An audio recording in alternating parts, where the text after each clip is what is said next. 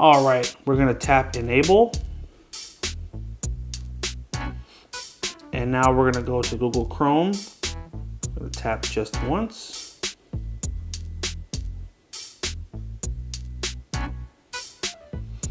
All right, so it did take me to the Ring website. And basically what you'll need to do is log into your account with your normal login information for Ring. So let's go ahead and do that right now. Hey guys, Wayne here from H2 Tech Videos. Today I'm going to be doing a side-by-side spec comparison between the LG K20 Plus and the LG K30. We're going to put them side by side and see which one has the better specs.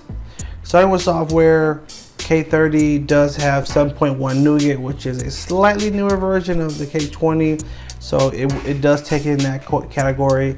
It is extremely minimal, so I didn't even circle it, but obviously this one does take it for software. Screen size will be the same, 5.3-inch display. Only difference is K20 had an IPS display, K30 has an HD TFT display. In my experience, the little time I have been able to play with the K30, the screen does appear to be sharper and more brighter and vibrant. So I will say there does appear to be a difference in the screen quality. Camera wise, it's going to be the same, 5 megapixel front, 13 on the rear. Internal memory the same, both have 32 gigs with the ability to expand the storage to a micro SD card.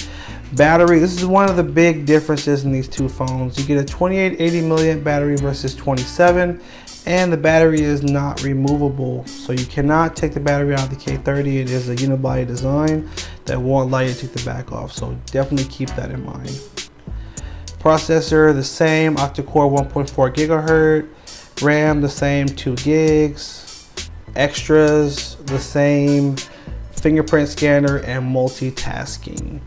So you probably came to the same conclusion that I did, which is I don't feel like they've changed enough to make it worth upgrading the K30. Well, there is one plus with this phone that I haven't mentioned yet, and it's not really something you can see in the specs per se, but the design of the phone is a lot different. So a lot of people left feedback that the K20 feels cheap. It was sort of a plastic design with the backing and with the sort of bezel of the phone. It just didn't feel like a premium phone, and that's one thing that has changed with the K30 is you are getting a premium phone. It actually has a metal backing and design, which is part of the reason I believe why they went to a unibody design where you sacrifice being able to take the battery out, but you are getting a more premium high-end phone. So it feels like you're holding a much better phone than you are. So that's the big difference that I noticed between the K30 and the K20 Plus.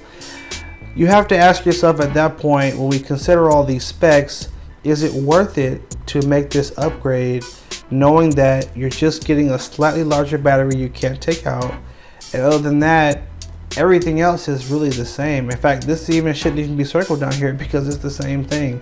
They both have a fingerprint scanner and the ability to multitask. So I don't think LG upgraded enough. Granted, let me point this out as well. If you have the LG Aristo or Aristo 2, this is a considerable upgrade for that person. However, if you do have a K20, this may not be a big enough upgrade for you. So keep that in mind.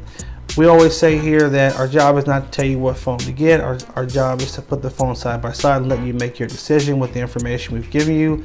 Hopefully we've given you enough information to help you decide which one is the best phone for you. And I hope you guys did find this helpful. Make sure you like, favorite, and share if it was helpful. Hit that subscribe button and make sure you also follow us on Instagram at H2 Tech Videos for monthly giveaways and a bunch of other cool stuff. Thanks again for watching, guys. Take care and have a good one.